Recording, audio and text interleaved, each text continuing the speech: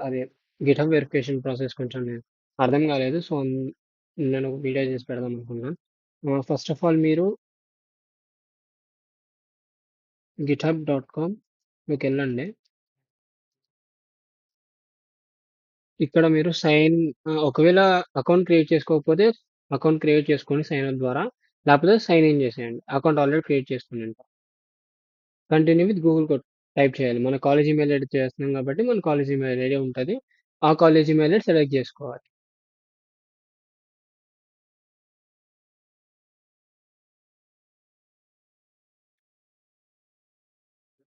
మీరు మీ డివైస్‌ని two step verification పెట్టుకొనుంటే ఇందాక code వచ్చినట్టు అలా వస్తుంది. మీరు వెరిఫై చేసుకున్నాక మీకొక మెయిల్ వస్తుంది.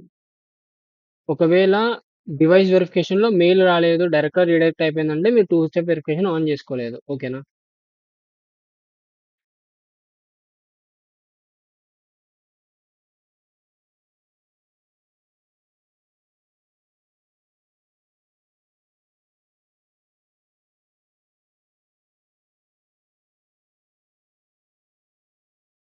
హ్మ్. ఇలా మీరు సైన్ ఇన్ చేయగానే మీకిలా డాష్‌బోర్డ్ వస్తుంది. ఫస్ట్ ఆఫ్ ఆల్ మీరు చేయాల్సిందేంటంటే మీ యూజర్ నేమ్ ఉంటుంది గదా!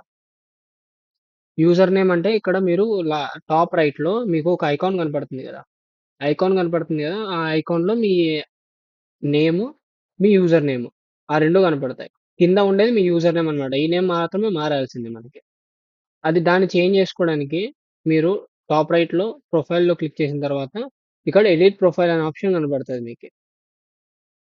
దీన్ని క్లిక్ చేయండి. నేమ్ అని ఉంది గదా! నేమ్‌ని యాస్ ఇట్ ఈజ్ సేమ్ మీ college email ID entry card ఉంటుంది గదా! దాంతో సేమ్ అది అట్లనే ఉండాలన్నమాట. ఓకేనా? ఇక్కడ రాజేష్ అని ఉంది కాబట్టి నేను గూడా రాజేష్ అని పెడుతున్నాను. క్యాపిటల్ ఉంటే క్యాపిటల్, స్మాల్ ఉంటే స్మాల్. మీరేం మార్చాల్సిన అవసరం లేదు. ఓకేనా? ఇక్కడ సేమ్ టు సేమ్ ఇవ్వాలన్నమాట. ఓకేనా? నెక్స్ట్ సేవ్ చేయాలి. మీ యూజర్ నేమ్ అనేది మారుతుంది. ఓకేనా? ఇప్పుడు ఫస్ట్ స్టెప్ అయిపోయింది. నెక్స్ట్ స్టెప్ ఏం చేయాలంటే ప్రొఫైల్‌లోకెళ్ళి నో, ఐయామ్ సారీ. సెట్టింగ్స్‌లోకెళ్ళి బిల్లింగ్ అండ్ లైసెన్సింగ్ ఉంది గదా! అందరికి చాలా మందికి బిల్లింగ్ అండ్ లైసెన్సింగ్‌లోనే కొంచెం ప్రాబ్లమ్ వస్తుందన్నారు. సో, బాగా చూడండి. బిల్లింగ్ అండ్ లైసెన్సింగ్‌లో పేమెంట్ ఇన్ఫర్మేషన్ అనే ఆప్షన్ ఒకటుంది.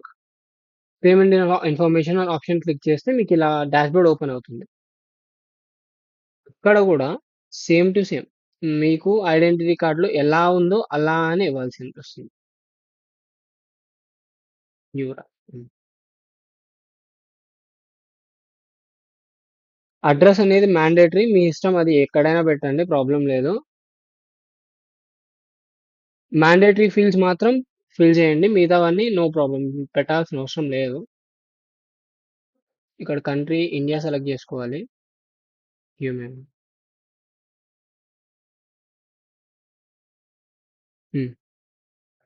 Only first name, last name. ఆ ఫస్ట్ నేమ్, లాస్ట్ నేమ్ కూడా సేమ్ ఐడెంటిటీ కార్డ్‌లో ఎట్లుందో అలానే ప్లేస్ చేయాలి. క్యాపిటల్స్ ఉంటే క్యాపిటల్, స్మాల్ ఉంటే small. And one more thing city address mandatory.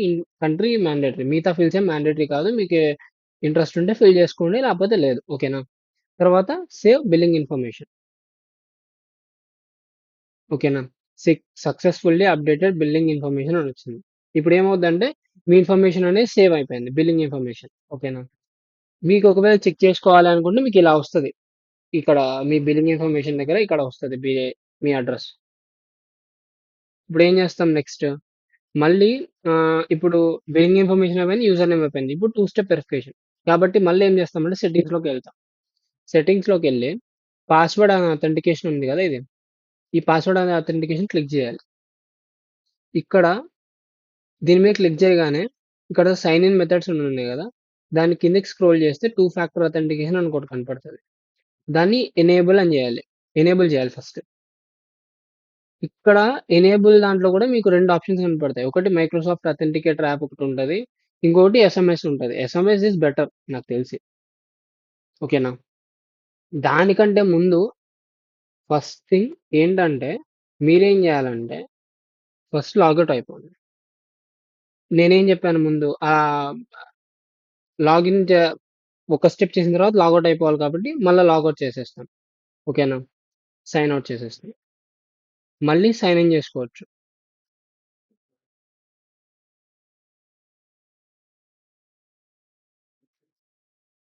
హ్మ్. ఈసారి డైరెక్ట్‌గా అయిపోయింది. ఓకేనా? మనం ఒకవేళ నంబర్ మార్చి 2 ఫ్యాక్టర్ అథెంటికేషన్ పెడితే నంబరొస్తుంది. మళ్ళీ మనం ఏం చేస్తాం ఇప్పుడు 2 ఫ్యాక్టర్ అథెంటికేషన్ చేయాలి కాబట్టి సెట్టింగ్స్‌లోకెళ్తాము. హ్మ్. పాస్వర్డ్ అండ్ అథెంటికేషన్ ఒకటి ఎనేబుల్ చేసుకోవాలి. ఇక్కడ 2 ఆప్షన్స్ కనపడుతున్నాయి మనకి. ఎనేబుల్ 2 ఫ్యాక్టర్ అథెంటికేషన్ అని చెప్పి ఒకటి. ఇది యాప్ ద్వారా ఇంకా ఒకటి ఎస్ఎంఎస్ ద్వారా. ఇప్పుడు దీన్ని సెలెక్ట్ చేసుకుంటాం. ఎస్ఎంఎస్ కాబట్టి ఎస్ఎంఎస్ సెలెక్ట్ చేసుకుంటాం. తర్వాత వెరిఫికేషన్ ఉంటది. ఈ వెరిఫికేషన్ కూడా సింపులే ఉందిది. ఈజీగానే చేసేస్తారు.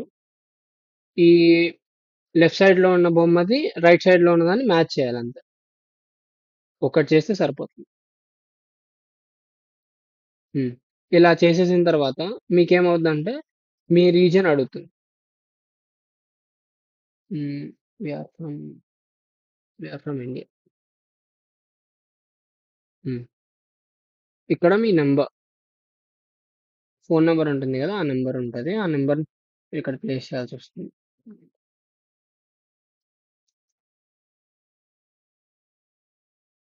మీరు మీ నంబర్ సెలెక్ట్ చేసుకున్న తర్వాత మళ్ళా ఇక్కడ కోడ్ ఎంటర్ చేయాల్సొస్తుంది. ఆ కోడ్ ఎంటర్ చేసిన తర్వాత మీకు జస్ట్ మీ రికవరీ కోడ్స్ మీ గిట్‌హబ్ అకౌంట్ ఒకవేళ ఏమన్నా ఎళ్ళిపోతే ఇన్ కేస్ ఆ రికవరీ కోడ్స్ యూజ్ చేసుకొని మీరు మీ గిట్‌హబ్ అకౌంట్‌ని బ్యాక్ తెచ్చుకోవచ్చు. ఓకేనా? వాటిని డౌన్‌లోడ్ చేసుకోవాలని అడుగుతది. మీరు ఇన్ కేస్ చేసేసుకోవచ్చు. చేసేసుకున్నాక ఇక్కడ కింద మీకు ఒక ఆప్షన్ కనపడుతుంది. I have saved my recovery codes.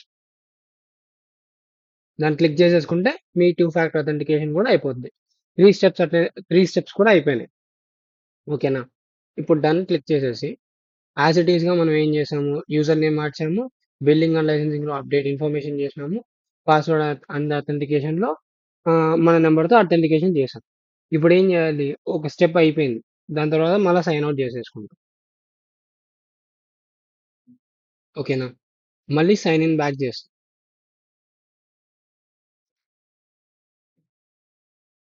ఇప్పుడు 2 స్టెప్ వెరిఫికేషన్ అడుగుతుంది. ఆహ్, ఇక్కడ మీరు 2 స్టెప్ అనేది లాస్ట్ లైన్ చేసుకోండి. ఫస్ట్ లైన్ చేసుకోండి. It's your wish. తర్వాత మీకు ఎస్ఎంఎస్ అనేది అడుగుతది.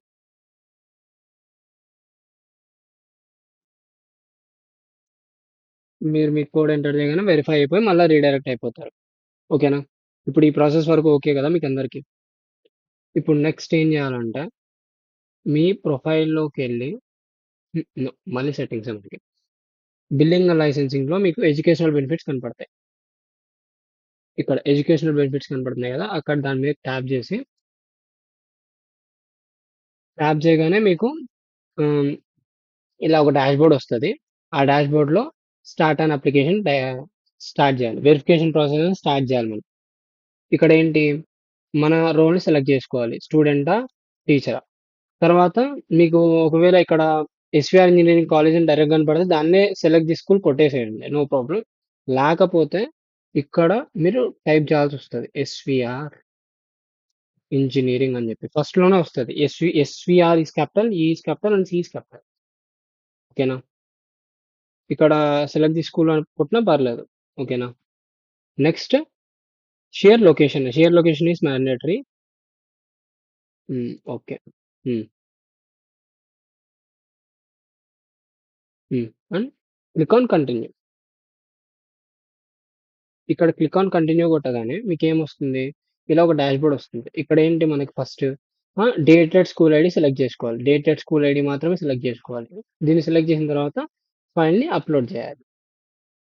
ఫైలు మీరెక్కడో కూడా స్టోర్ చేసుకొని పెట్టుకొనుండండి. అండ్ ఇంకోటేంటంటే క్లారిటీ ఉన్న ఫైల్. మీ నేమ్‌ని గజిబిజిగా ఉండి లెటర్స్ ఆ యూజర్ నేమ్‌లో ఉన్న లెటర్స్ ఇక్కడ డిఫరెంట్‌గా ఉండేటట్టు ఉండేది పెట్టొద్దు. సేమ్ ఎగ్జాక్ట్ ఉండే ఐడెంటిటీ కార్డ్ మాత్రం తీసుకొని పెట్టాలి. క్లారిటీ ఉండాలి. ఓకేనా? సెలెక్ట్ చేసేసుకొని సబ్మిట్ చేసేస్తే సరిపోతుంది.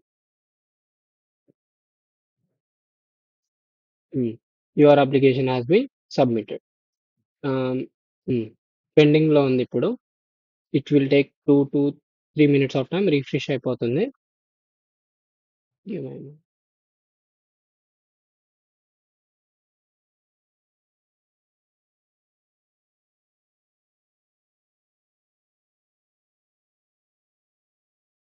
హ్మ్.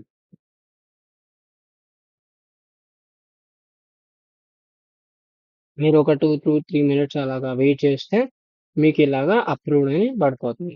ఈ అప్రూవ్ అయిన తర్వాత మీరొక 2-72 అవర్స్ మాక్సిమం ఈ 2-3 డేస్ అప్రాక్సిమేట్ పడుతుంది. దాని తర్వాత మీరు మీ ఎడ్యుకేషనల్ బెనిఫిట్స్ మీరు చూసుకోవచ్చు. ఐ హోప్ అందరికీ అర్థమైందని అనుకుంటున్నాను. If any problems are there మళ్ళా నాకు మెసేజ్ చేయండి. ఆహ్, కలిసి రెక్టిఫై చేద్దాం. Thank you.